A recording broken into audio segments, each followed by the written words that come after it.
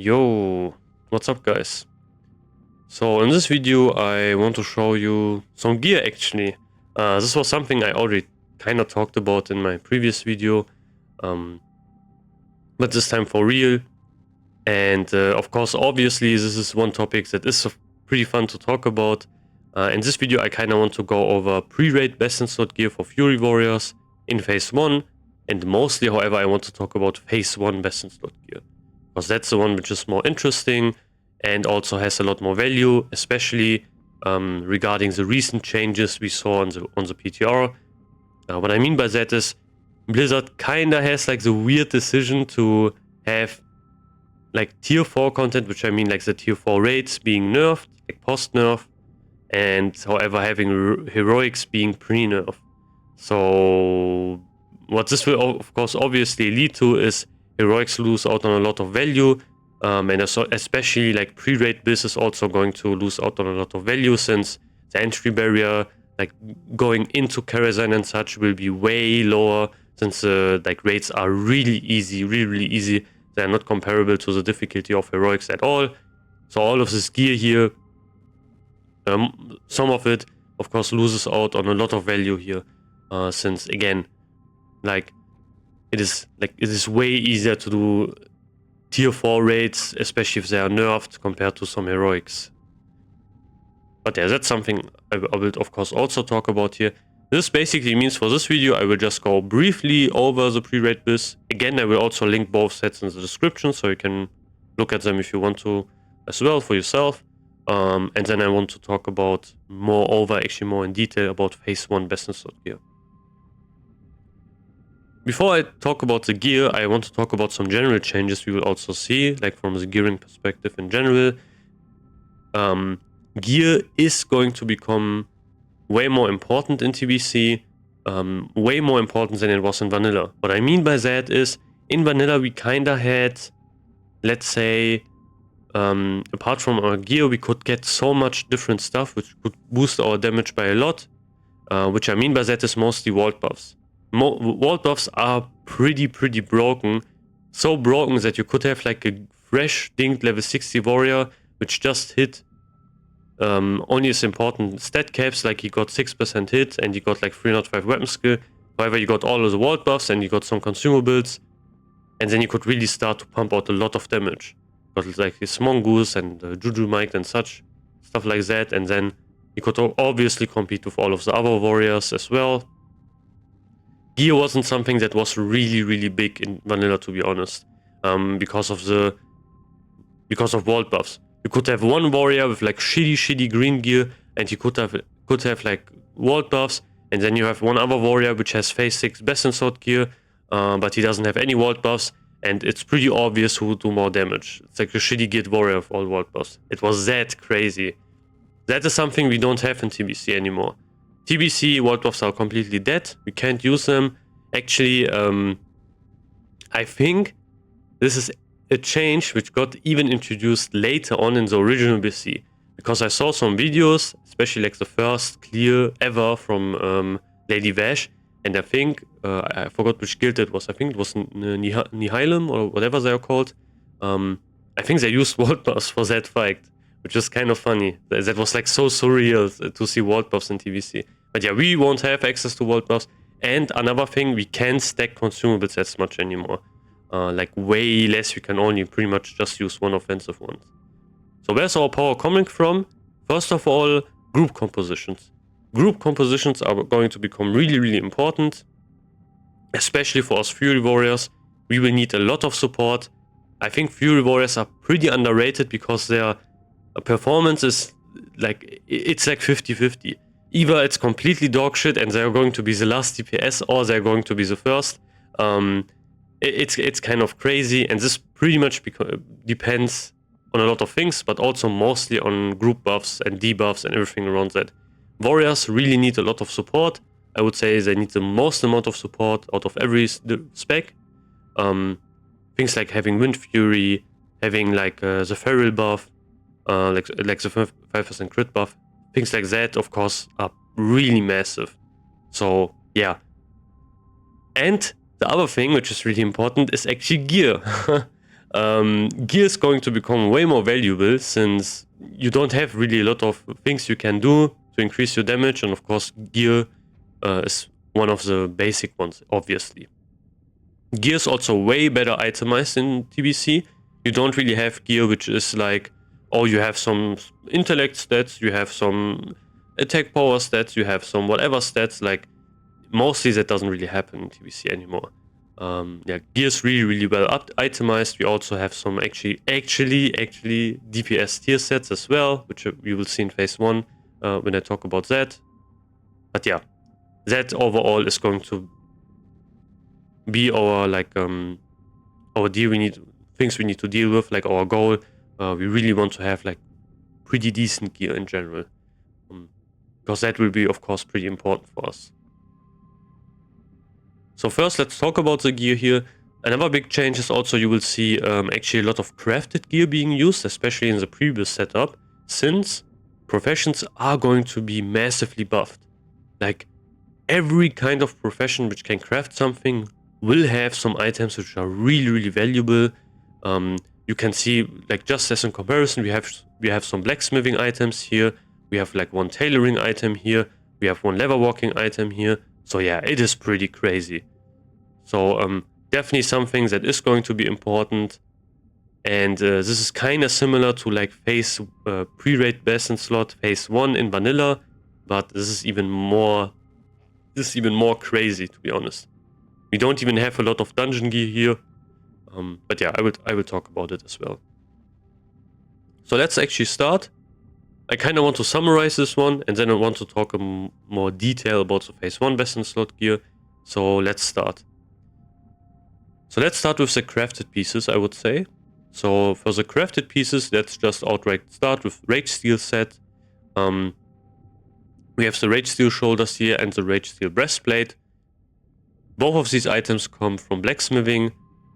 And it's kind of funny how it works. Actually, you need to, if you want to go craft them yourself, since you are going to be a blacksmith as a warrior, actually, like, you should 100% be, because if not, you're kind of griefing.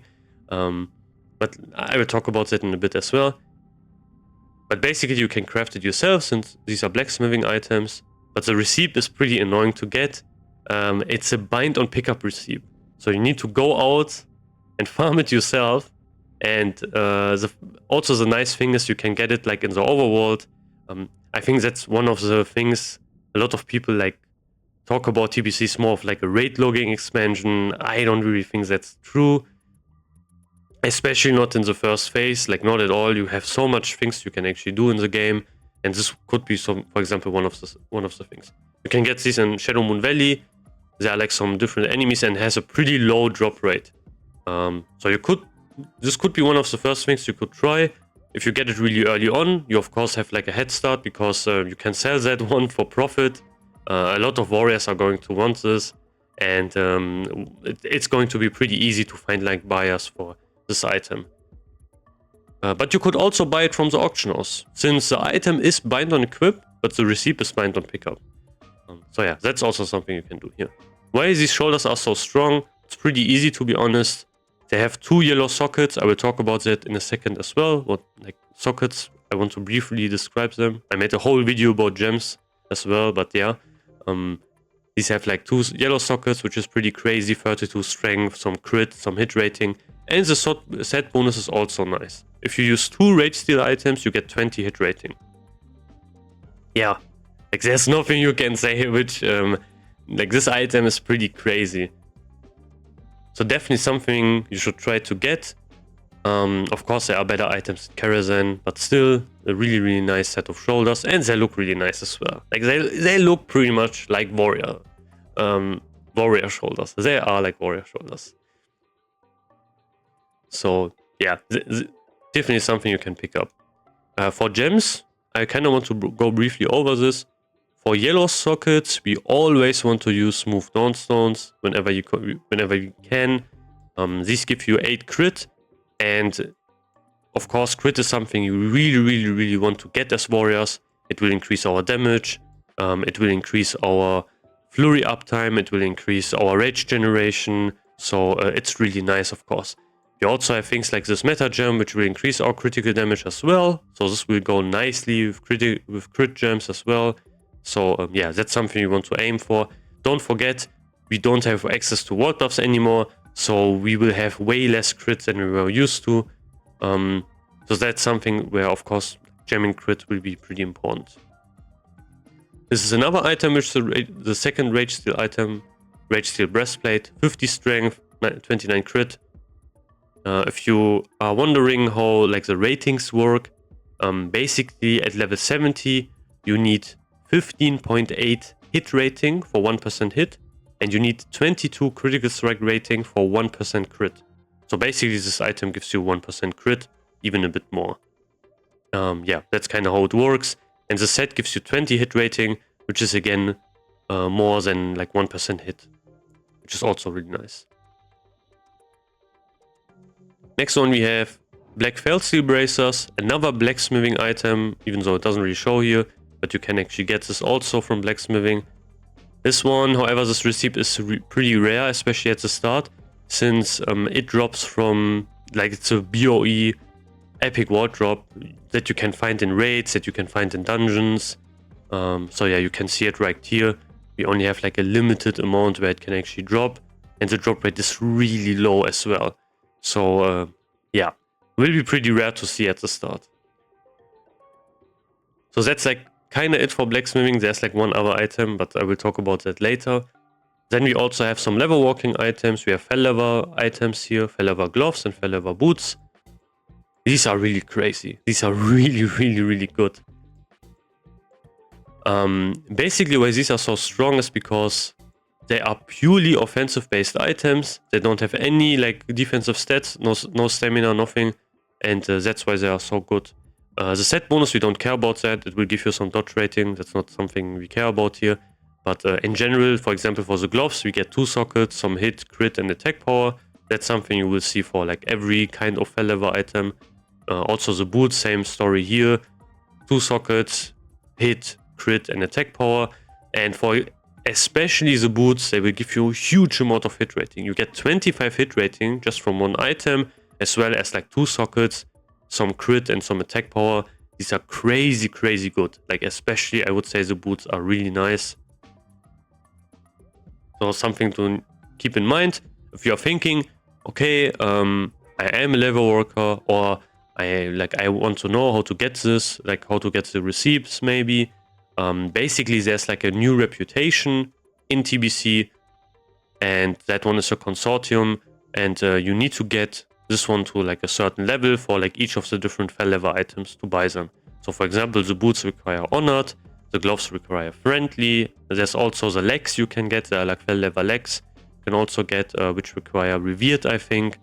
So yeah, 100% something you want to get, like the consortium reputation is really important. And also, if you are like a jewel crafter, because you can get a really nice amount of crafted gems. I think, if I'm not wrong, this gem here, the Relentless Earthstorm Diamond, is also from that reputation.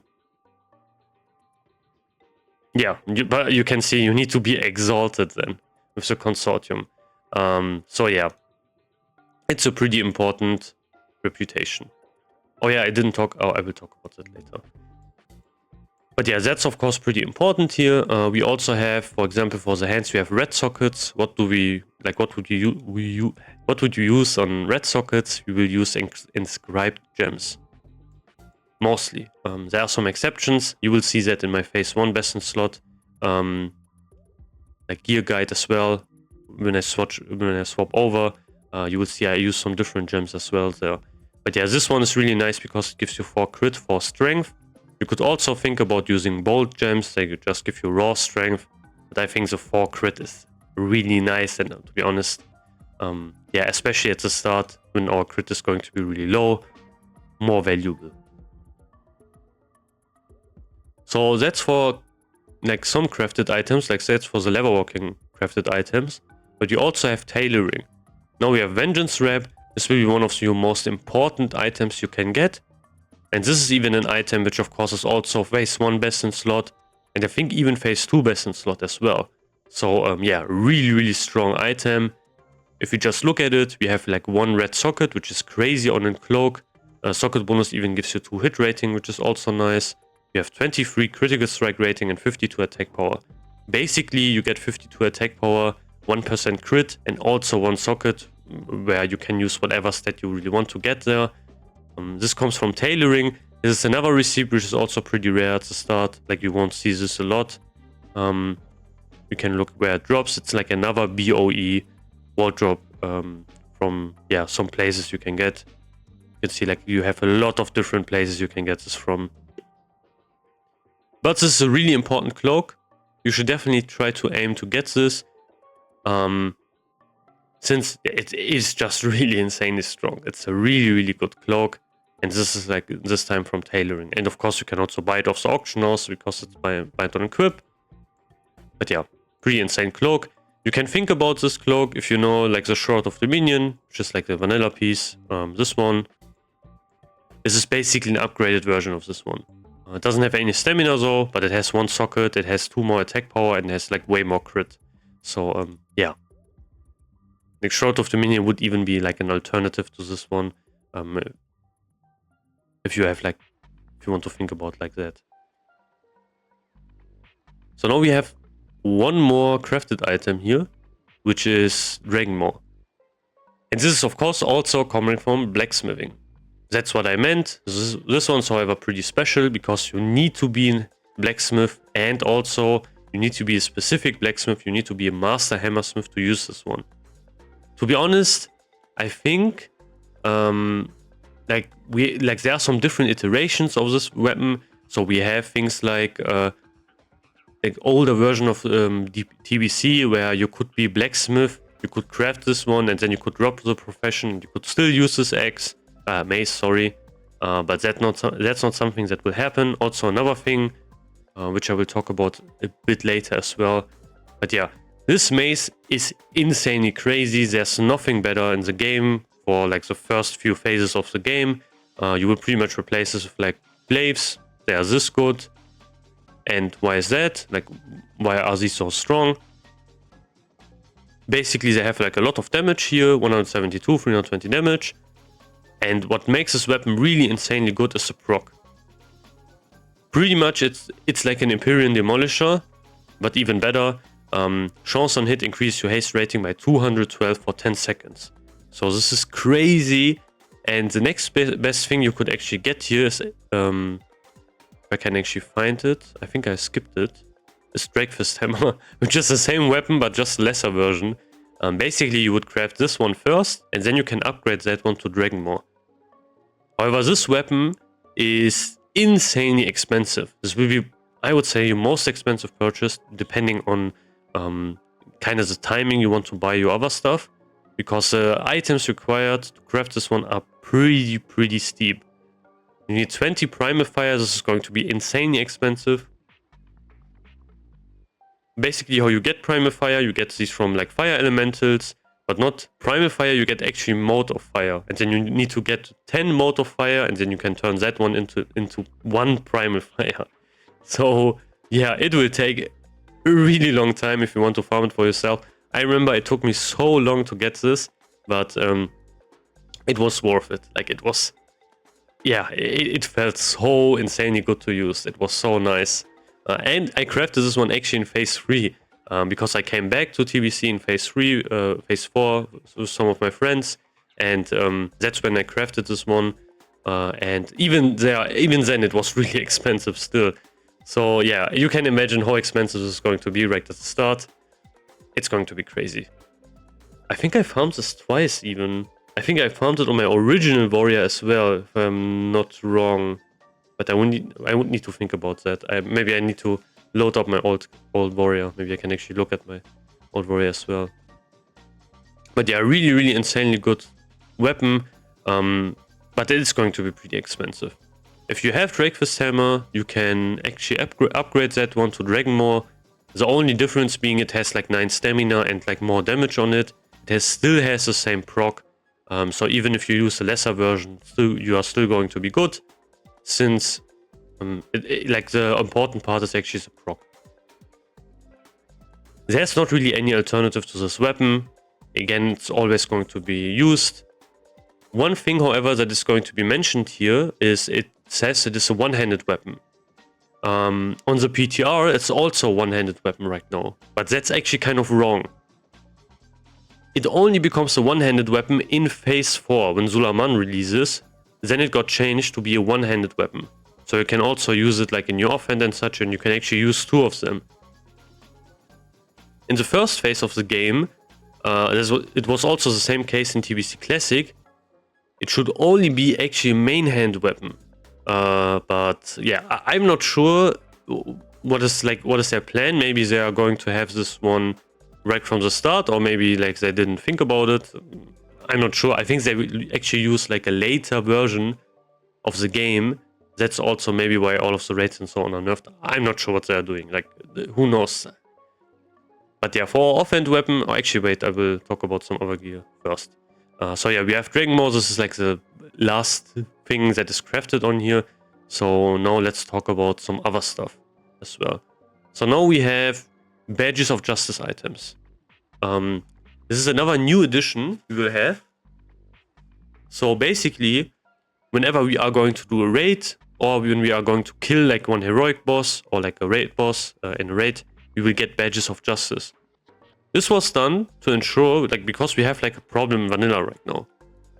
The problem is, let's say you do a raid, and you get really unlucky, and you get no item. Either like it doesn't drop, or you don't win the roll, and then you can go out and you got like pretty much nothing. And you probably also lost some gold, since of course you bought consumables and such. This can of course also happen multiple times, which is pretty annoying as well. Obviously this happened to me many times. There can be like really big droughts where you get like nothing. In TBC they kind of introduced something which pretty much fixes this issue.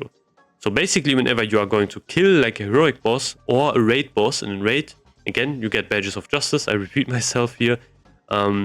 Badges of Justice are a currency, which can also show you here. And there's like a vendor in Chatref. You can see this right here on the map, which is called Garros. He's like a Naru, like Muru, maybe you know how Muru looks like. And from that vendor, from that guy, you can actually buy some gear of Badges of Justice. So that is of course really useful. Some of the gear is really nice. That's how Garros looks like. Chatref is the main hub in TBC as well, so that's like the place you will always chill on. You will maybe do some like, yeah, that's where you kind of AFK. It's also a pretty nice city. I like Chatref, to be honest. It's chill, it's really big, and yeah, it feels kind of nice. But that's where you will kind of exchange your Badges of Justice and you can get some gear here. The items are also technically pre-raid bis, so that's why they are mentioned here. However, some items don't really make a lot of sense since you can't get so many badges without doing any raids. However, let's talk about it. Actually, also, I will talk about them in like ranking what you should get first. So first of all, let's talk about Bloodlust Brooch. This is one trinket you can buy. This one costs 41 Badges of Justice, and this trinket is basically a better Slayer's Crest. Slayer's Crest is down here, so we can also compare it, for example. So Bloodlust Brooch will give you 72 attack power whenever you equip it, and you have like an on-use effect which will give you 278 attack power for 20 seconds. Yeah, that's kind of the whole trinket. Slayer's Crest gives you 64 when you equip it, and gives you 260 attack power whenever you use it. Actually, this one dropped, like Slayer's Crest dropped in our last raid, which was pretty nice to see. That was the first one we saw. So yeah. What else can I talk about? Yeah, so that's that. So of course, Bloodlust Brooch is always a really nice trinket to use. It is like trinkets in general are pretty versatile. The Badges of Justice vendor is a really good addition to the game. They will also get updated, so they will receive like more and more gear in the later phases as well. And this trinket, for example, is really useful because whenever you have like one trinket on cooldown, you can use another one. Similar what we did in vanilla with like Earth Strike and such. So yeah, this is always a really nice trinket to use. And I would highly recommend getting this one first. Maybe if you already have Slayer's Crest, you can think about skipping this one first. but not entirely. Don't skip this one entirely. And then getting another item first, like maybe the second one, which I'm going to talk about now. And then maybe you can get this one after, like at the second place. So the next item I'm going to talk about is Choker of Vile Intent. This is a neck piece. You can get this one for 25 badges of justice.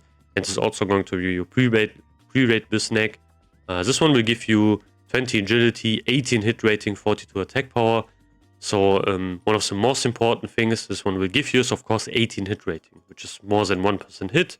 Really useful. It's also really cheap. It only costs 25 badges of justice. So this one is pretty easy to get, to be honest. You could do like a whole heroic tour and then you can pretty much buy this one, which is of course pretty nice.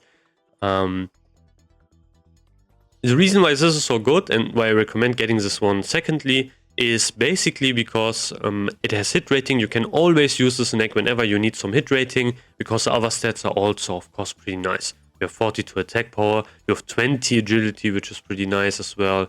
So yeah, like there's like nothing I can really say here. It's just a general really good really good neck to use.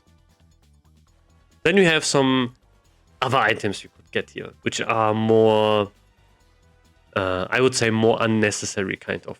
This really depends. If you have like a lot of badges of justice, then you can kind of spend it on these items. So first of all, we have Ring of Arathi Warlords. This one is a ring you can get. This one costs also 25 badges of justice, and it will give you 24 stamina, 23 crit, 46 attack power. So basically a lot of attack power and 1% crit. Would I recommend getting this one? Not really. There are better raid rings you can get, and also if you have Band of Unnatural Forces, this one you can get right now in Next Realmers in Vanilla. This is actually going to be your pre-raid this ring. And this is of course, if you have this one, never ever go for Ring of Arathi Warlords. It's not worth it at all. Another thing, this is pretty much the last item that is like a Badges of Justice item here, is actually Mask of the Deceiver. This helmet you can get for 50 badges of justice, and that's pretty much the main reason why I don't recommend getting this one, because it's just too expensive. This one is a pretty good helmet though, 32 agility, 16 hit, 64 attack power, and more importantly, it has one meta socket and one yellow socket. The meta socket is always really important. So I now want to talk about something which is really important.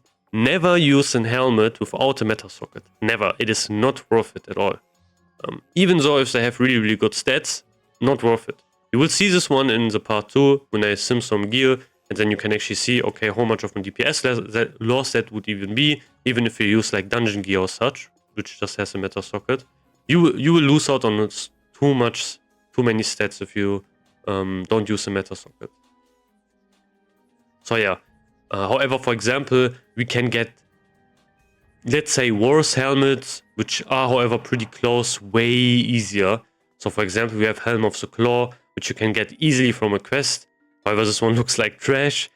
So, whenever you have this one, I can actually show you this one. Yeah, it looks horrible. So, pretty much hide your helmet if you are going to use this one. And however, this one has a meta socket. You get this from a quest pretty easily as well. 25 agility, 14 hit rating, 66 attack power. So yeah, it is pretty similar. It has like war stats, but yeah, whatever.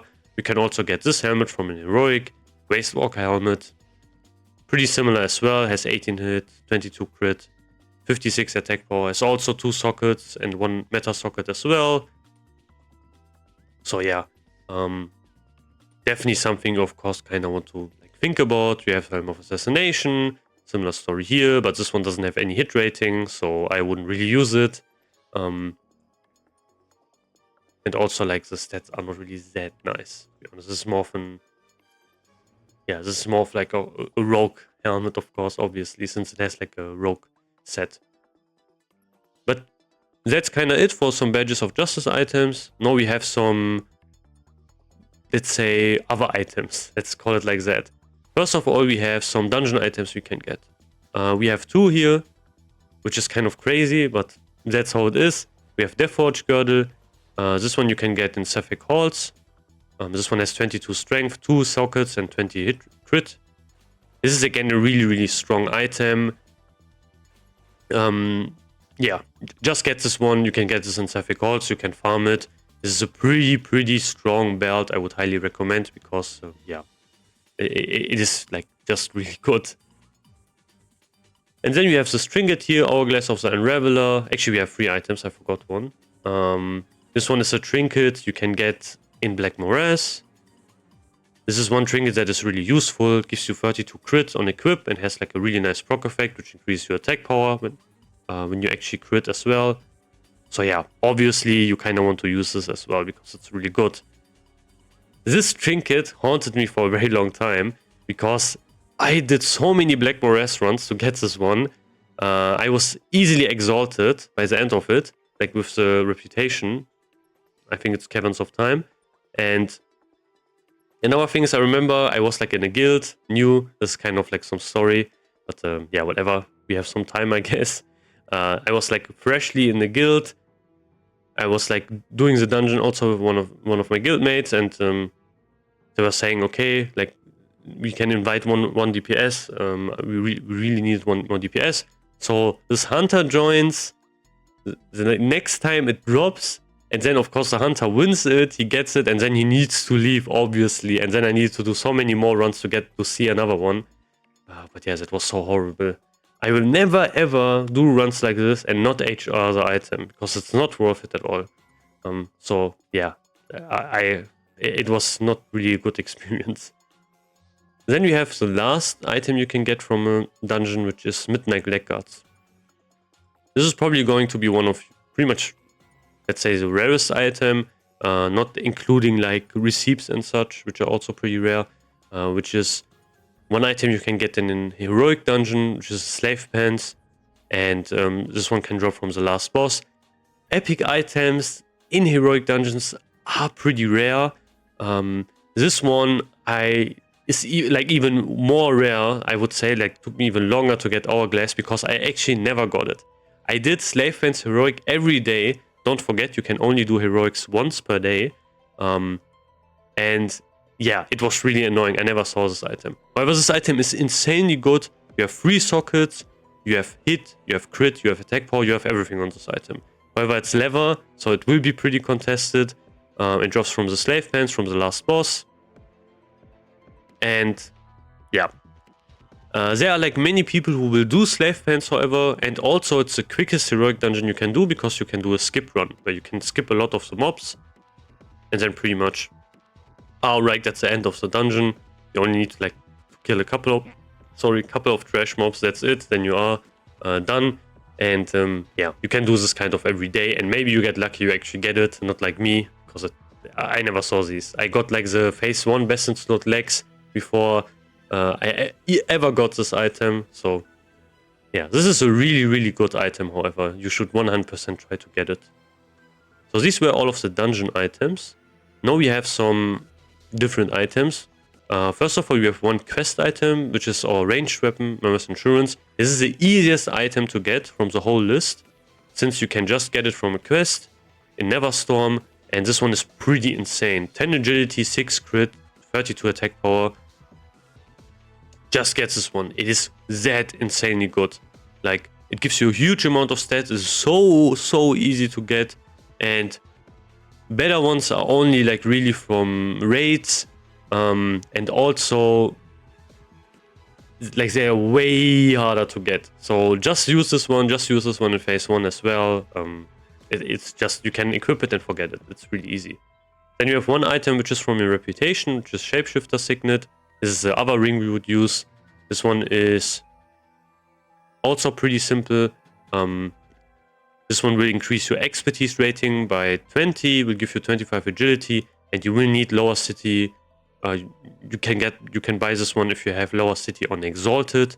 You will have lower city to Revered anyway, so you can buy the dungeon ring, so you can do some heroics. Heroics are also necessary for some attunements. Then you actually kind of need to farm a bit more, then you have this to Exalted, and then that's it. So yeah, definitely something you will pick up. Expertise in general is really rare. And of course, we as warriors want some expertise as well. Of course, in the first phase, it will be really rare, however. So you can't really like expect to be like capped at the start. Retribution Paladins, for example, expertise is actually their like most important stat, I would say. It is like apart from like hit and such. But yeah, they are really chasing expertise. So yeah, this is something maybe you plan to play in Retribution Paladin. You really want to get this ring. So we have that. Now let's talk about one last item, which is the PvP item. So then we have Gladiator Slicer.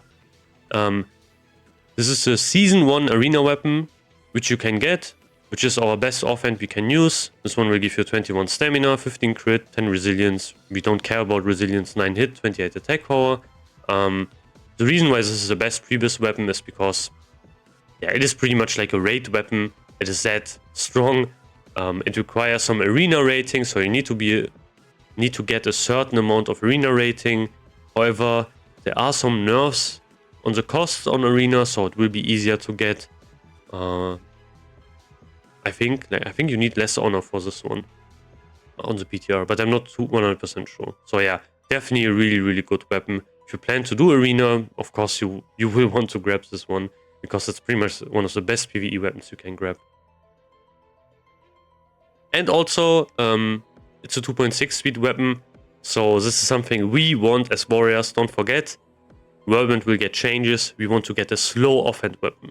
This is really important for our Whirlwind damage. Like whenever we can use a slow offhand weapon, you will want to do that, because they have like more damage. There's like some exceptions. For example, like Glaives. The Glaives offhand is actually a really fast one, so that would be something where of course we need to live with that. But again, they are called War Glaives, not Rogue Glaives, so they are for warriors always. And I'm not biased, obviously. But yeah, whatever. So that's kind of it here. Yeah, I think I talked about enough previous gear here. Let's talk about some phase 1 raid gear. And then I can also talk about some enchants as well. So this is something that is of course more interesting, because in general we will have like the way Blizzard is planning it right now. Obviously this is something that is more relevant, since raids are going to be nerfed, and this gear is actually easier to get than some heroic gear, which is so stupid, whatever. Okay, let's talk about it. We have some recurring items here. We have stuff like, for example, we have Bloodlust Brooch again. We have Vengeance Wrap, which I talked about, Chocow's Violent Hand. And we have Shapeshifter Signet as well, Mammoth Insurance. Items which are also from the pre-made Best in Slot guide. However, we also have some new stuff here.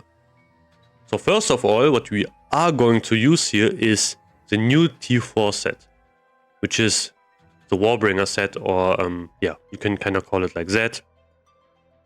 Especially what we want to have is we want to have the 2 set. The 4 set, we don't really care about that one, but the 2 set is really nice. So basically, if we get 2 tier 4 items, we can get a set which will decrease our weapon cost by 5 rage, which is of course pretty nice, because it will mean we have more rage for other stuff. So yeah, really nice. First we have Warbringer Battle Helmet. Now in this list I want to go through all of the items and show you some alternatives, because I think this makes a lot more sense to do this here, because it's like more relevant. So we have Warbringer Battle Helmet. This is one item you can of course exchange if you have the token. What is that? What does that mean? Maybe you don't really know, because maybe you played a Fury Warrior and we don't really use a lot of tokens in vanilla. But basically we have these tokens here. They drop from some bosses. In this case, this token drops from Prince Malchezaar, which is the last boss in Karazhan. And then we can exchange that in Chatref. Like there's this in this place here at the Aldors, where we can exchange this.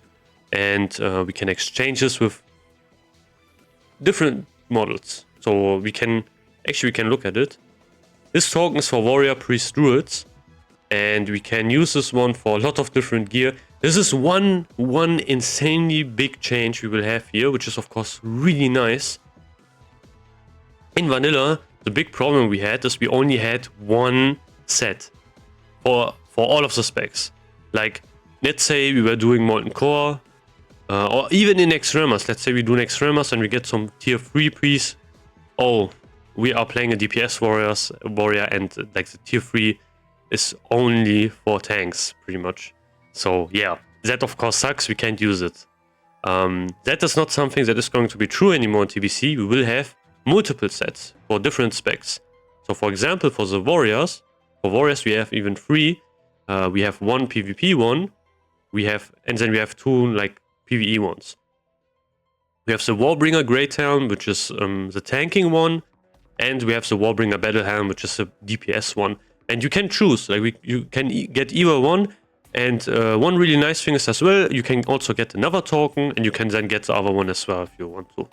I actually had multiple ones, multiple tokens, and I like had some tanking tokens and I had some DPS tokens. That was kind of funny as well. So yeah, that's of course really nice. You can see for the other class, it's the same case. You have 2 priest ones, you have 3 druid ones, even more druid ones if you want to see the PvP ones. Actually, druids get 6, so like 3 PvP ones, 3 PvE ones. But yeah, it's nice. I think it's like, this should be, yeah, this is something of course that was really missing in vanilla. The helmet is really good because we get a lot of really valuable stats. We get some hit rating, some crit, 2 sockets, 45 strength.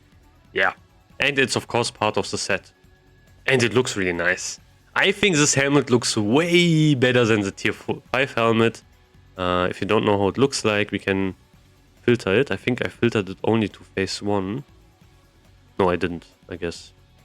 Oh yeah, I need to set this up way differently then. But yeah, whatever, fuck it. Yeah, it looks way better than the tier 5 helmet, trust me with that. And then we have also the shoulders. Again, Choker of the Vile Intent, we are using this one for 9% hit. I will talk about that, how I managed to get 9% hit with this set. Because obviously I needed to make some alter actions here, since there are like a lot of guides and such for like different gear sets and so on. Like on Warhead, for example, there's one which is like older, but that one only goes for 6% hit. And like, I don't think that makes a lot of sense. You're not always going to have improved verifier up. Like sometimes you join a pack and then it's an optimized or unoptimized group, and then you maybe don't have one which has improved verifier, and then you are screwed. Like, what are you going to do? You're running around with 3% less hit, which is horrible. So yeah, I will talk about what changes I did here when how I got like 9% hit, because I'm exactly at 9% hit with this set. Yeah, I made some changes here. I made some math. So for the shoulders, we have Warbringer shoulder plates. This is of course another token we can get, and you can get this one from. Actually, I kind of forgot. I think this is from one of the other raids. Oh yeah, this is from Molgar. So this is in Groot's Lair. The first boss in Groot's Lair can give you this token. And yeah, if you're lucky, you can win it. And then you can exchange it for the shoulders. Which also, again, look really, really nice as well. This warrior looks sick. Like, look at this warrior. Man, nothing is ever going to beat how good TBC gear looks like. Like, the raiding gear looks insane. But yeah, I need to stop glazing TBC so much. Then we have Vengeance Wrap again, Warbringer Breastplate. This is another tier 3 piece. I think this is from McFerridon. I think you get this token from McFerridon. Yeah, McFerridon. So then you can also pick that one, obviously. Then you have actually 3 pieces, but again, the 4 piece is really useless, since you get like 2 rage whenever you, like, some of your attacks get dodged or whatever, or parried, which, like, if you have the dodge cap, and which is something we want to avoid, so we don't really care about that much, and there are better items, like we have better offset items. But yeah, really, really nice piece. We have 44 strength, 39 stamina, 3 sockets, and nice socket bonus as well. Oh, I didn't talk about some alternatives here, so let me do this also as well. So for the helmet, we have not a lot, to be honest. We have some like dungeon ones, which I talked about previously, but there's like not really a lot to talk about here. One thing you will maybe see is items like this one. This one drops from McFerridon, and this one has like so much stats. We also have one from Molgar, like this one. There is some gear, but this gear is actually bait. Like these are bait items. What I mean by that is, don't go for these items. They are useless. This is another one, for example, from Neverspite. They don't have any meta socket. So only use it if you really have like a really shitty helmet. And I don't mean the Helm of the Claw, I mean something worse. Without a meta socket. Then it could be an upgrade for you. But even using Helm of the Claw, which is like an item you can get from a quest, is better than this one. Because of the meta socket. So yeah. Don't stress it. Like, don't use these helmets. Don't waste your SR on them. They are like worthless. Yeah. So pretty much what I would recommend, use Helm of the Claw, Wastewalker helmet. Or if you have like too much badges, you can also use Mask of the Deceiver. Keep it until you get the tier 4 helmet. And then you are good. For shoulders, same thing here. We have one shoulder that is kind of like a replacement here, which would be Rip Fiend shoulder plates. But this is like from a world boss. I kind of want to avoid talking about world bosses because personally, this is something that is not realistic at all. World bosses are going to be camped 24/7 at the start of TBC. You know how much hype there is around TBC, and you know these guilds. I mean, I played in Classic Anniversary, and to be honest, I never saw more degenerates than doing some world bosses. Like, that's where some of the most tryhard people are actually located on. Doing the world bosses, camping it with multiple accounts, everything. You have no chance. Like, if you are not in one of the top guilds or one of the like secret whatever discords that are camping the world bosses 24/7, you have no chance at ever seeing one of the world bosses. One funny thing is, however, when I came back to the game in phase 3, Kazak was up permanently. Like, he was always up. No one killed him. No one cared about Kazak in phase 3. So yeah, for example, these shoulders are also really strong. 2 sockets, 13 hit, 22 crit. Plate as well, which means, of course, less competition, but let's be honest. Like, this will be pretty impossible to get. Since, like, World Boss, I think this is just a theory of mine. I don't know. Maybe I'm wrong about this. Maybe they will be, like, really, really easy to get. Like, really, really easy to fight. So, I'm not sure. But I think it won't be. So yeah, that's something I wouldn't really care about. Same thing for Vengeance Wrap. You could also think about like maybe this cloak here. But yeah, I will talk about the cloaks in a bit as well. But for the other Warbringer item, you have Warbringer Breastplate. This is one, like, of course, that is pretty nice as well. We have an armor smithing chest, which you can also kind of craft, but to be honest, don't be an armor smith, because you can't get the Mason, which is a Bulwark of Kings. Yeah, not worth it. Like, ignore this one, ignore Breastplate of Kings, because you are going to be 100% in Hammersmith if you're on DPS. It's like another World Boss item, which is Terror Weave Tunic, leather item. This is insanely strong. 3 sockets, 21 hit, 25 crit, 96 attack power. Drops from Doomwalker. But to be honest, I never ever saw Doomwalker once in TBC Classic. I never saw him. I saw Kazak so many times in phase 3, phase 4, because no one wanted to kill him, but I never saw Doomwalker once. So yeah, I'm not sure. I don't think this is also not really a realistic item. I would just use Rage Seal Breastplate, or Doomplate Chest Guard as well, if you're thinking about that. Or maybe if you do a lot of PvP, you can also get the Gladiator Plate chest piece, which is really good. And then you can get tier 4 chest, the tier 4 chest. That's pretty much it. I wouldn't really stress about anything else.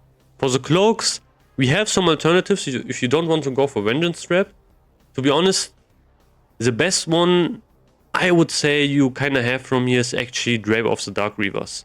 This one is pretty useful because it gives you 17 hit rating. I remember, I think I had this one even in TBC. This one drops from Shade of Iran, 24 agility, 17 hit, 34 attack power. Pretty useful if you need some hit. But it is going to be worse than Vengeance Rep, 100%. You also have this cloak here from Moros. Gives you some strength, a lot of hit rating, but doesn't have any crit. Where I would say this is actually worse than Drape of the Dark Reaver. You have also this cloak here from McFerridon. Has some crit, some attack power, but again, they are all worse than Vengeance Rep. So yeah, I wouldn't really use it. Either save up for it, or maybe like get one of the raid cloaks and then chill until you can afford Vengeance Rep. Because again, Vengeance Rep is going to be your cloak for a pretty long time.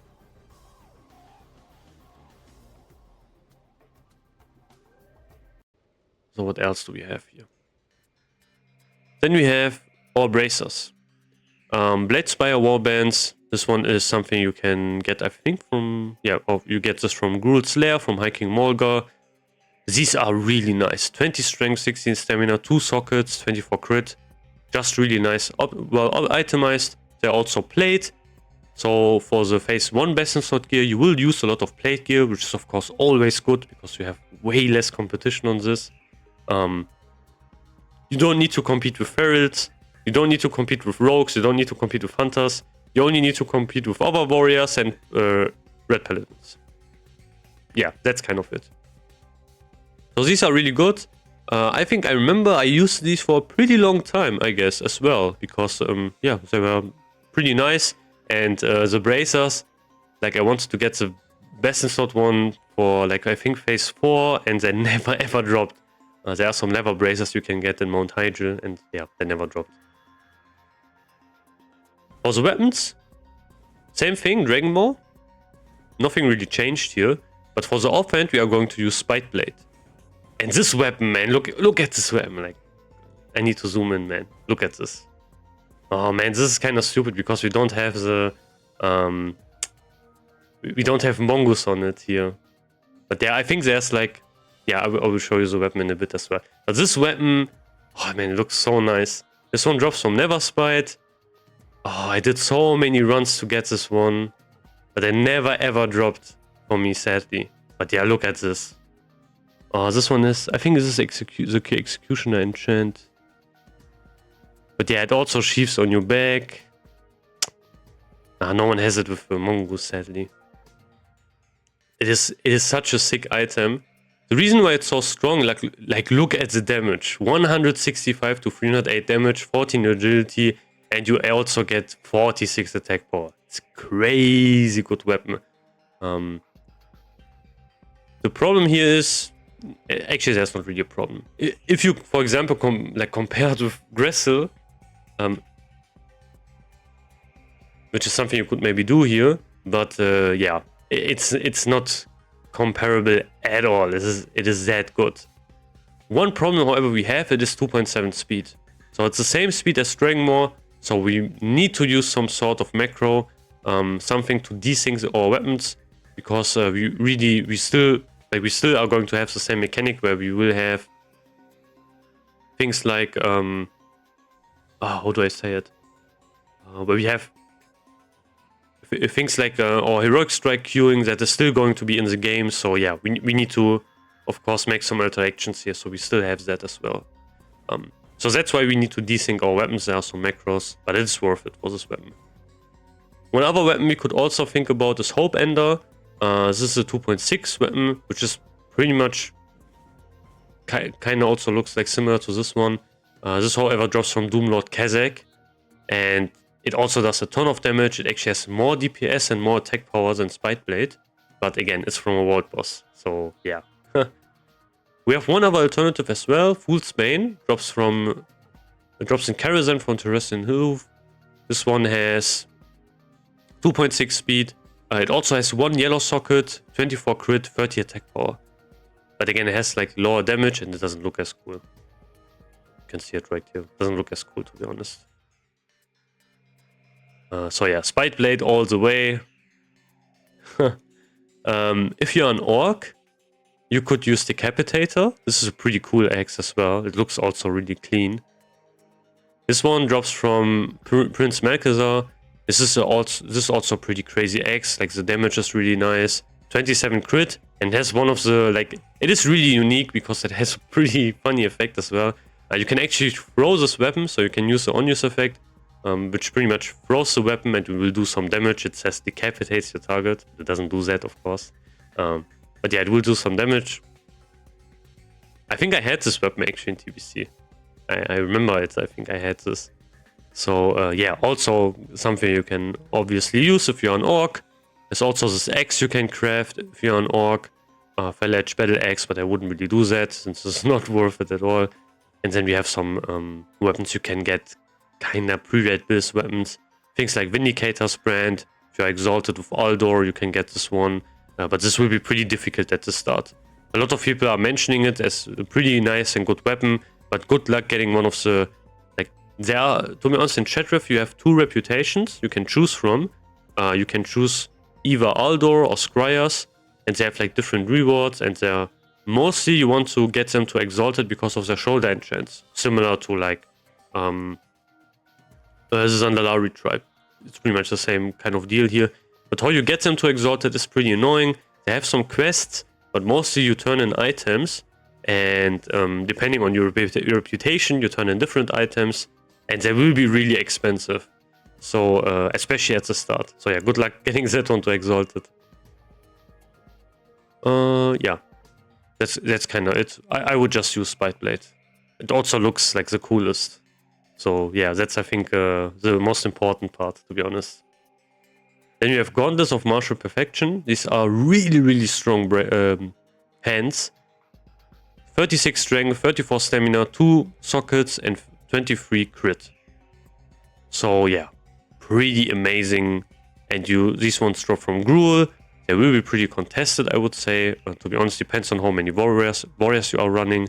Because for Retribution Paladins, they probably want to have this one actually like more. This one is one that drops from Karazhan. It's a trash drop. This gives you 29 agility. It's also an alternative you could use.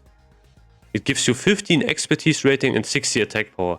So this is a raid item which gives you expertise. Again, this is really rare. Like there are not... I think this is actually the only raid item which gives you expertise, but I could be wrong here. But yeah, actually also pretty nice gloves. You have these gloves here. They give you attack power, agility, stamina. But to be honest, I would just really aim for this and use fell leather gloves until that. Like until you get Gauntlets of Martial Perfection, just use fell leather gloves. That's kind of it, to be honest. There's like nothing really you can think about. Okay, maybe I want to use I don't have the 2 set yet. You could also think about getting the token, which drops from Curator. Then you can get Warbringer Gauntlets. These have some hit rating on them, which is really nice. Strength, agility, but no sockets. And they are, of course, worse than Gauntlets of Martial Perfection. The belt is pretty nice as well. We have Girdle of Endless Pit. Also Plate Belt. This is really good, obviously, because less competition. This one drops from McFerridon. 34 strength, 30 stamina, 2 sockets, and 28 crit. Obviously a pretty nice belt. One thing I kind of think is pretty nice as well. Gruul's Lair and McFerridon gear is pretty strong. Like the gear is really strong. And some of the gear is actually really usable even in later phases. Of course, this will get replaced in phase 2 with the which one was it? The Belt of 100 Deaths. Man, that's such an edgy name, but I love it. Obviously, it's going to get replaced by that one, but still, like it is still a really strong belt, even in later phases as well. One alternative would be Grunstitch Girdle. This is like a leather belt, which kind of does the same thing. 27 stamina, 2 sockets, 25 crit, 72 attack power. However, I wouldn't go for this. Like, this leather belt, and if you are playing in a guild, don't be so greedy. Like, give this one to one of your like leather guys. Use your Deathwatch Girdle, until you get Girdle of the Endless Pit. That's, I think, that's what makes the most amount of sense. And then you have it, and then you are good. That's kind of, I think, how it should be. For the legs, we have Skulker Greaves. I remember actually getting these ones, and it was pretty nice. They are really, really good. So, basically, they drop in Karazhan, they drop from Neverspite. Neverspite is one of the bosses that is a bit more difficult. He's also, like, he looks really cool. He's like a translucent dragon, and he's like in this observatorium or whatever you want to call it. It's a pretty cool, like, it's also a pretty nice boss fight. I like this. Man, I want to have it pre-nerf, man. This boss fight is pretty fun pre-nerf. So, yeah. Pretty insane legs. Neverspite in general has like really good loot. He has these legs. He has also Spite Blade, which of course never dropped for me. I think he has also a really good neck. But yeah. 32 agility, 28 stamina, 3 sockets, 28 hit rating. 28 is crazy, 64 attack power. So yeah, crazy stats. This will be contested, however, by lots of people. So many classes want to have this. Rogues want to have this. Hunters, I'm pretty sure, want to have this. Warriors want to have this. I think Retribution Paladins don't. I'm not sure because of the expertise demands. And they might actually just use Shatterer leggings too. But yeah, every kind of physical DPS kind of wants these. Then you have Iron Striders of Urgency. This is one item that drops from Nightbane. Nightbane is a summonable boss. 33 strength, 20 agility, 2 sockets. Yeah, pretty insanely good stats. This item, however, makes it a bit difficult to get hit rating again, since this one doesn't have any hit rating. And if you go from Fell Leather Boots, which has 25, you need to get your hit rating from somewhere else, obviously.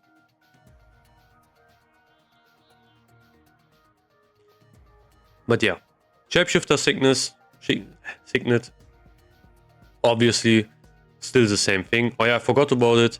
Technically, there is like a better leg option. The Scaled Greaves of the Marksman. These ones are insanely good. They have 3 sockets, 37 agility, 16 hit rating, 76 attack power. But good luck getting these ones. They drop from Kazakh. And yeah, that's why I didn't mention them here. For the rings, again Shapeshifter Signet, and for the best one we have Ring of 1000 Marks, which drops from the last boss in Karazhan. This one has 21 stamina, 23 crit, 19 hit, 44 attack power. Really nice. But we have lots of ring options in raids. So first of all, okay, of course we have one World Boss ring. You can kind of forget this one, but it has pure DPS stats. It's really insane.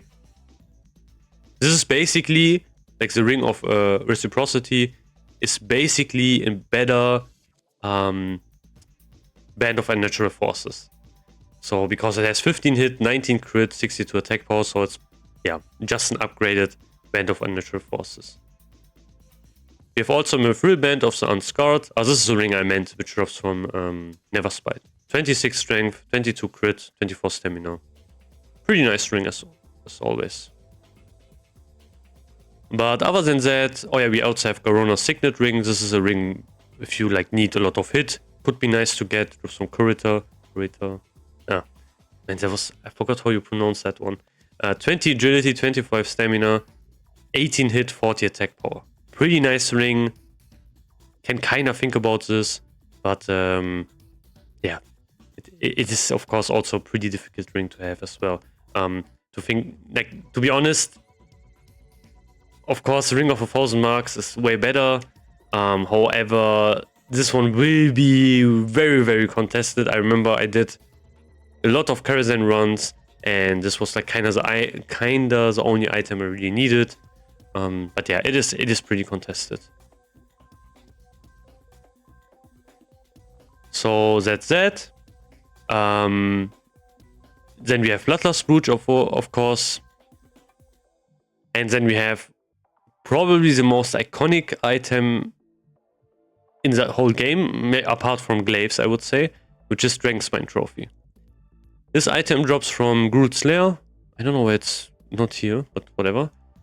This item drops from Groot's Lair. It drops from Gruul. It is a trinket. Equip increases your attack power by 40, which is of course meh. But the proc, man, the proc is so stupid. Your melee and range attacks have a chance to increase your haste rating by 325 for 10 seconds. I wish it was only melee, so that would be like way less of a problem. But this is the craziest item you can get in phase 1. By far. Even crazier than Dragonmaw. It is that good. You will use this item until the last raid in the game. The only thing you will replace this with is like a trinket you can get in Sunwell, which is the blackened Naru Splinter, I think. Something like that. If I can... Oh, Sliver, I was wrong. This one. You will replace it with this one. But other than that, no chance. You will keep using this one. It is that good. The reason why this is so strong, because a huge, insane amount of haste you get. Just some story here as well. When I played in phase 3, phase 4, TBC Classic, I was like in a guild and such. However, basically you only really did Black Temple, and after Black Temple we did like also some Gruul's Lair, because our like raid lead, which was a rogue, didn't have this trinket. And I 100% knew that when that trinket would drop, I think he never got it, to be honest. If that trinket would have been drop, he would be pretty much like he would never ever do Gruul's Lair anymore. I was 100% sure. So basically what I did is a couple of times I hosted the raid myself. I got some pucks and I had no idea what I was doing. I never hosted the raid before, but I needed to do it because I really wanted to have this trinket on my warrior. So I did that, and yeah, the first one was a disaster run. We couldn't clear like the first boss, so that one was called. It's kind of weird. The first boss is a problem because you need to have a mage tank that knows what to do. You need to organize it a bit. Yeah, it's even post nerf. It was not really. It was kind of a problem for me. But yeah, then the second raid I managed to do it. Actually, managed to clear it. And then for the third raid we also managed to clear it. And the third time I did it, it actually dropped. So I got it. I got it before my raid lead, and especially before a couple of people in our raid. And I remember I was so happy. And I really felt how strong this trinket was. Whenever this one procced, especially maybe like on trash or something, and you could just spam your cleave over and over and over and over. Yeah, it was so crazy. Like it is like playing a warrior in TBC. After you played a warrior in TBC, and then you go maybe back to slow vanilla. Of course, vanilla is not really that slow, but still, like it is night and day. And then after that, let's say compared to Rev, which is even slower. Oh man, it felt like you play in water. You know, it's that slow. But yeah, I love the feeling. I love the string. It's so good. Try to get it, whatever you can do. It is just that insane. I think, to be honest, I think the biggest benefit, like you could say I'm biased here, but it's pretty much true. I think the biggest classes, like the classes which get the biggest benefit from this trinket, are pretty much warriors, and I would say like rogues. You could say, yeah, what about hunters and such? Hunters are going to replace this trinket. Feral druids, like tanks, are going to replace this trinket as well, but not warriors. Like we are going to use this trinket all the way until phase 5. For the other trinket, Bloodlust Brooch, technically we could use something else here. This is kinda difficult to like describe because it really depends on the fight length. So if we have a pretty short fight, like around 40 seconds or less, like even if it's less, even better, we can actually use Badge of the Swarm God. This one will have more DPS. You will see this when we do some like numbers and such. Then you can actually see how good it is. But yeah, this is something then you can actually use there.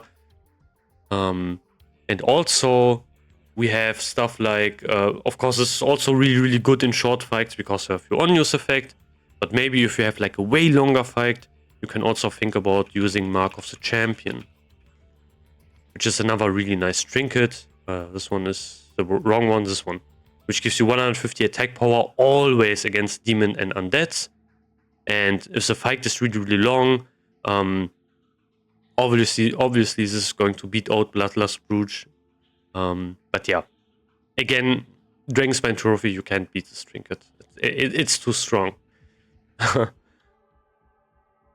But yeah, there are like no other alternatives, to be honest. I could talk about, let's see, we have like this one, Romulus Poison Vial, which gives you some hit rating. But yeah, it's not close. Like, it's not close to DST at all. For some, like, mostly there are not really a lot of DPS trinkets in raids. We pretty much only have really DST. So now I want to talk about how I got... Actually, first of all, I want to talk about some enchants, because that's, I think, easier to understand. And then I want to talk about what changes I made here to get 9% hit rating, because I needed to make some gem changes here. But we have the head enchant. First of all, we have Glyph of Ferocity. This one is pretty easy to get. It will give you 34 attack power and 16 hit rating. You will kind of have this guaranteed. All you need to do is be revered with the Cenarian Expedition. The Cenarian Expedition is like one of the major reputations, which you also need to unlock the heroic version of the dungeons, which are in Zangarmarsh. Things like Slave Pants, Steambolt, what's the other one? I think the Underbog. Yeah, this one, that one. You need to have, of course, Cenarian Expedition to revered anyways. Cenarian Expedition, to getting that one to revered is also not that difficult. You can like turn in some items as well. It's one of the lesser annoying ones, I would say. But yeah, huge glyph. You will always use this one since it's really, really good. 16 hit rating is of course pretty nice. 34 attack power as well. And you don't need to do any like whatever. You need to go to Dire Mall to get your enchant. You need to get like a book from somewhere, whatever. No, you can just buy this off the vendor and then you are good. Whenever you get a new helmet. Thank God, like that's really important. For the shoulder enchant, we use Might of the Scourge. Obviously, this comes from Nexremas, this is from Sephiron, this is of course not really realistic. However, if you get it right now, save it. This would be actually the case I would use it on. I would use it on the tier 4 shoulders. I wouldn't use it on the pre-raid bis shoulders. So Rage Steel shoulders, no. Tier 4 shoulders, yeah, I would use it on them. So if you have it, of course, save it. Right now, we can still do Nexremas. We will still be doing Nexremas in the pre-patch. So there's still some time to get some of these. There will be your best in slot shoulder enchant for the whole game. Like forever in TBC. So basically, you will replace tier 4 shoulders with tier 5 shoulders. You will replace tier 5 shoulders with tier 6 shoulders. And then you are kind of done with the shoulders. So, yeah, that's... So you would kind of need, I would say, like 3 if you have it. So, of course, if you can do that, that would be good.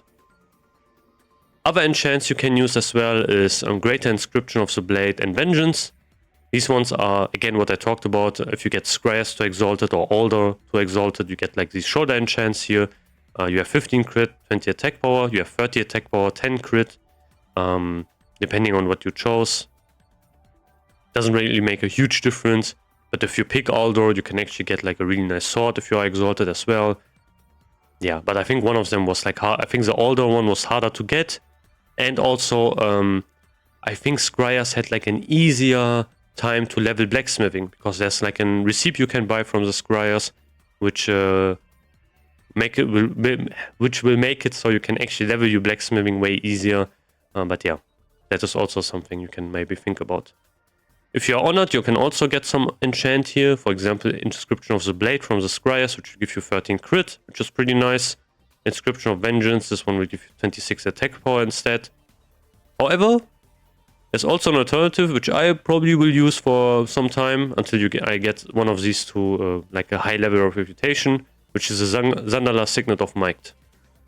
This one will give you 30 attack power, and you need to be exalted with the Zanlala tribe, which is something you can do right now pretty easily.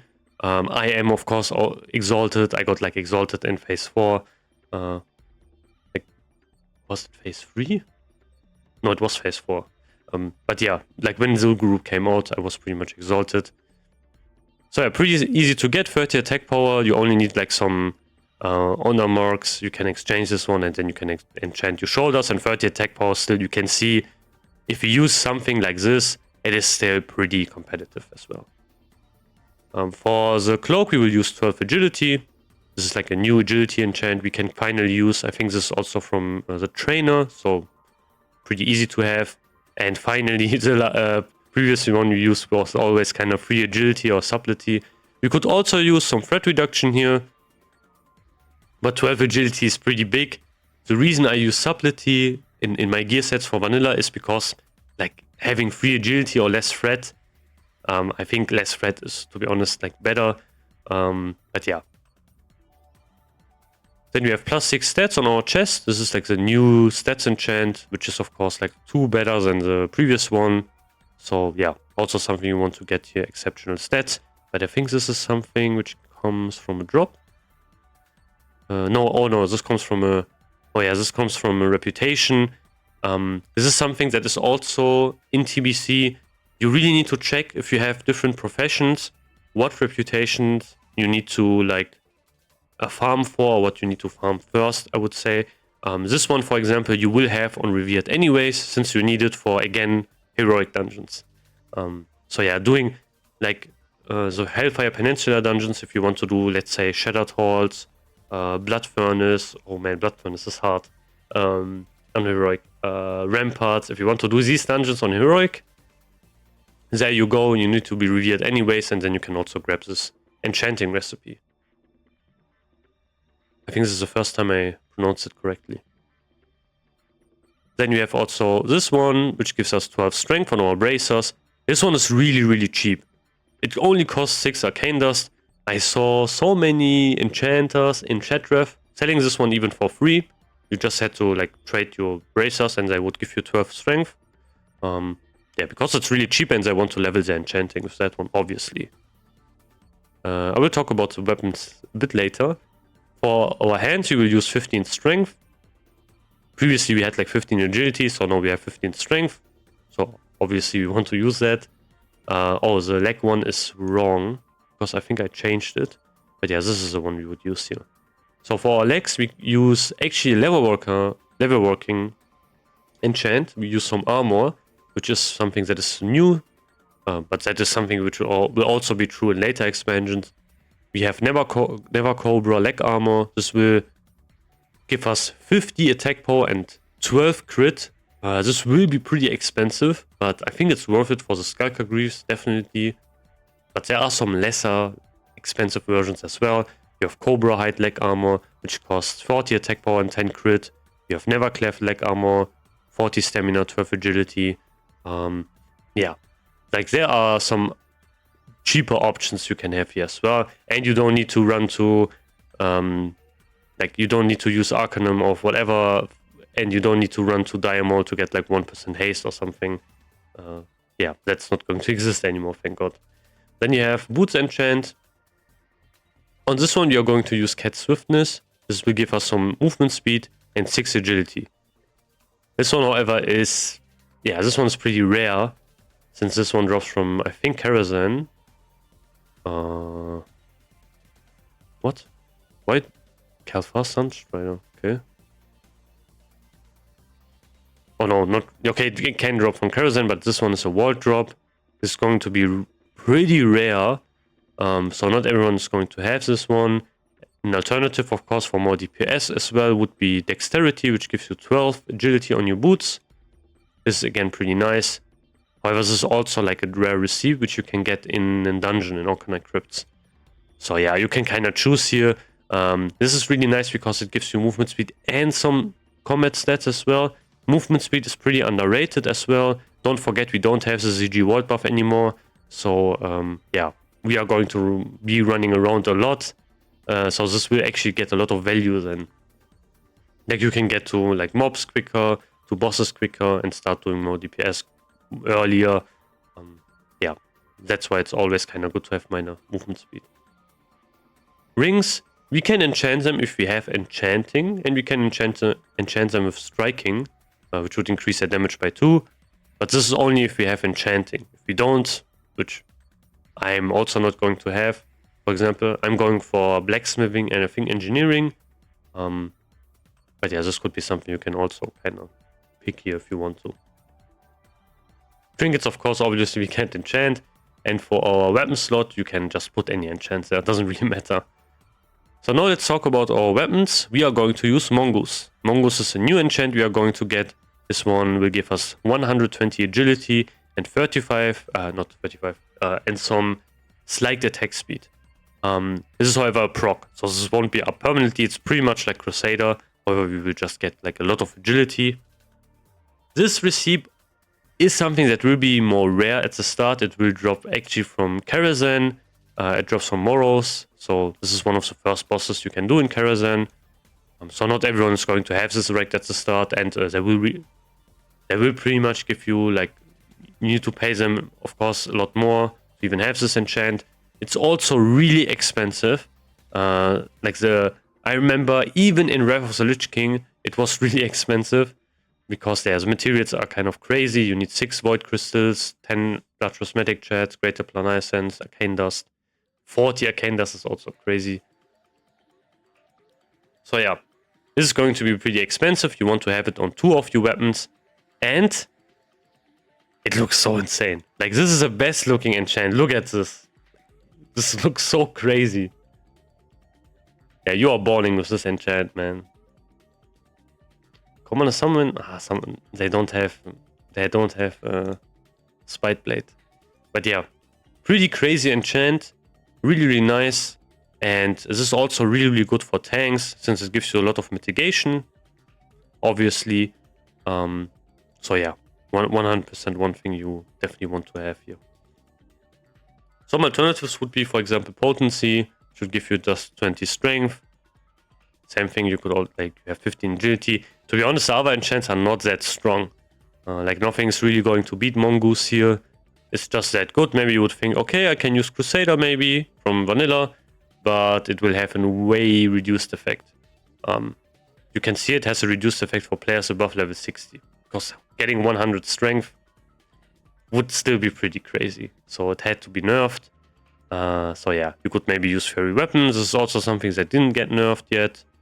But if you get a pair of really good weapons, for example, Dragonmaw, yeah, use Mongoose. It's a no-brainer. Like, what are you doing, man? Save some gold, use Mongoose.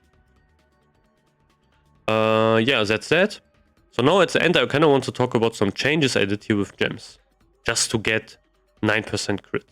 I said earlier that when we are going to have yellow sockets, we are always going to use crit gems. Not in this situation. This gear set is really, really aimed for, of course, has like the most amount of DPS items. So this means we also lose out on some hit, but we can make up for it for using some hit gems. So first of all, for example, you have Warbringer Breastplate here, where I replaced the 8 crit gem with 8 hit. This is a rigid gem, so you have, like, rigid gems are always hit gems, always. So if you are maybe looking for a hit gem, you can kind of think about that. So I'm using an 8 hit rating gem here. And there's also another hit gem I'm going to use here. Actually, like in the boots, I'm going to use 2 hit gems. So first of all, we have in the red socket, since hit gems are yellow gems, and I want to get the socket bonus here, I'm using another gem here. And this one is actually a glinting one. Glinting will give you 4 hit rating and 4 agility, which is really nice. So that's something you can use here. There's one gem which has, I think, hit rating and 5 strength. However, that one is only something you can get from heroics. So if you get lucky. Like, heroics can drop gems, and that's something that's pretty unique to, like, to an heroic. For the yellow gem here, I'm also going to use a hit gem here. So I have 8 hit rating and 4 hit rating for agility. And then that's not enough. Since Skulker Greaves, we don't care about the socket bonus, it would only give you some dodge rating. I will use 8 hit rating in that slot as well. So yeah, if in one of the slots. And this will basically give me exactly 9% hit rating. One hit gem will pretty much give you 0.5 hit. So that's kind of how it works. So that obviously means we are exactly at 9%. This is pretty nice to have. And yeah, obviously that's also something we wanted. So yeah, pretty much a no-brainer. You could say, okay, I could rather use some hit gear, but it's not worth it. I simmed it a bit, tried out some different hit gear, and I couldn't really find anything which would be better than just using hit gems instead. Since, yeah. Now you could say, okay, what about I always have like a druid in my like a improved verifier druid in my place. Like I don't need 9% hit, I only need 6%. What can I do then? Yeah, if you have that, then you replace everything with, again, DPS gems. If you have that all the time, that's the important one. If you have it all the time. If not, don't do it. That's something I want to just say here as well. I would hardly recommend, I would really recommend going for 9% always. Since again, you are not really losing anything if you go for more hit. Because still, don't forget, we are even in TBC. That's even way less of a situation where we will have the ability to always spam Heroic Strike. So yeah, we are still relying on our like normal hit rating. And yeah, that's of course something we also need to remember. If we get like more hit, that's also something we have here as well. But still, of course, obviously you can replace anything with normal gems again. Then you would replace the hit rating gems with critical strike gems here. 8 crit gem, 8 hit rating here, at least crit here. So we can also do this here. So I can show you how much hit we would then have. So I would use a smooth one here. I would use a smooth one here.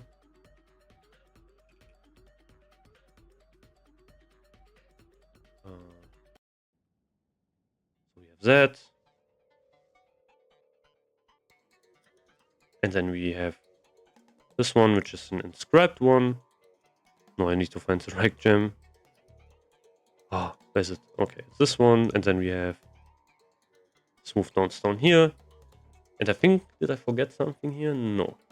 And then we are at 7.23% here. Which is kind of rough, to be honest. Yeah. I need to check if I have some hit gem hidden somewhere. But I don't think I have. So yeah. That's something where you would rely on, even if you get like a runner in your group, you still are below the hit, required hit. And that's something, yeah, I wouldn't really recommend going for. So just go for 9%. It is pretty much better. And then you have no problems.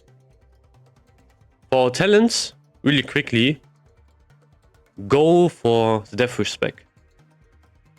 That's again something which is more difficult. That's why hit becomes kind of difficult to get to at the start. That's why we need to rely on some hit gems here, because we are using the Deathwish spec.